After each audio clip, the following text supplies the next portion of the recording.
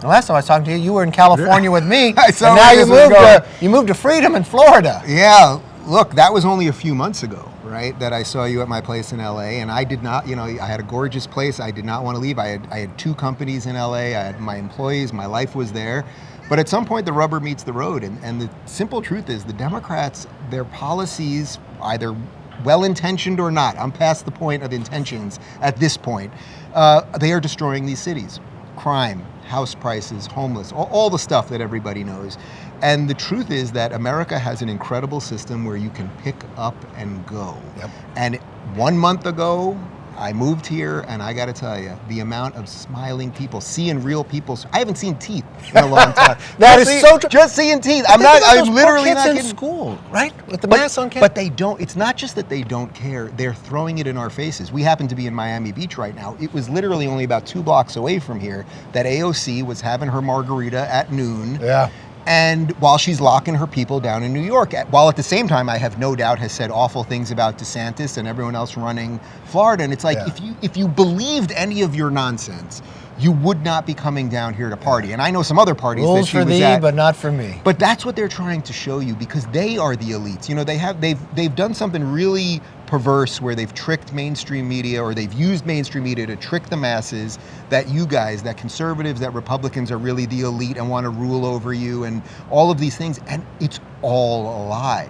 When they talk about the big lie, it's like this is, their big lie is a big lie because it's extended across everything. So, as I just mentioned in my talk up there, it's like, as I've sort of entered this world and I talk to guys like you and Dennis Prager and Glenn Beck and all of these guys that I used to think were somehow the bad guys, it's like, we have some political disagreements. It just doesn't matter. What we believe is that America's fundamentally good, that we want to create the conditions so that different people can live in different ways, and that's it. And that's such a better message, man. It really is. But the thing is, you got 50 laboratories out there that can show how to do things. And California is going down the wrong path, and Florida is showing, but the individual can make the decision. I don't envy your position. I mean, look, you're in California, you're doing great stuff over there. I get it.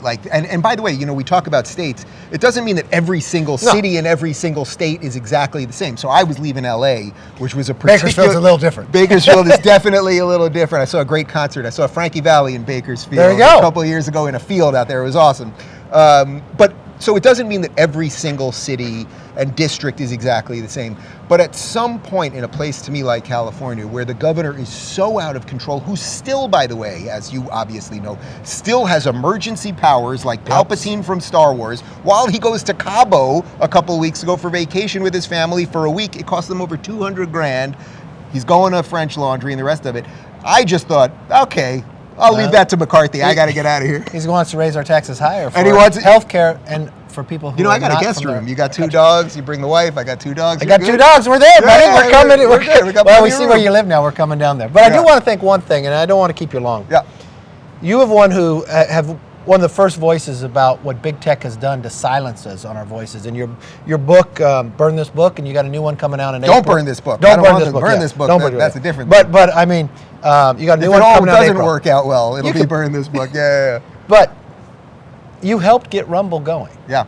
So we're really, for conservatives, we're making progress. We're building things that our voice can stay there. And it might be a voice that disagrees with us, but they have a right to say it there, and we have a right to have that discussion. You're not going to believe this. I am completely fine with people coming on Rumble to say mean things about Dave Rubin and to say bad things about the ideas I believe in and all that. No, we did it right here in America. We did it right for 200-something years, where we had this open exchange, and if somebody wanted to be in town square screaming, you could go listen to them, or believe it or not, you could walk away. Crazy. You could actually walk away from the screaming person. We've now decided that the screaming person has to be listened to by everybody at all times, and you must destroy the screaming person, and you must destroy all of your values at the exact same time.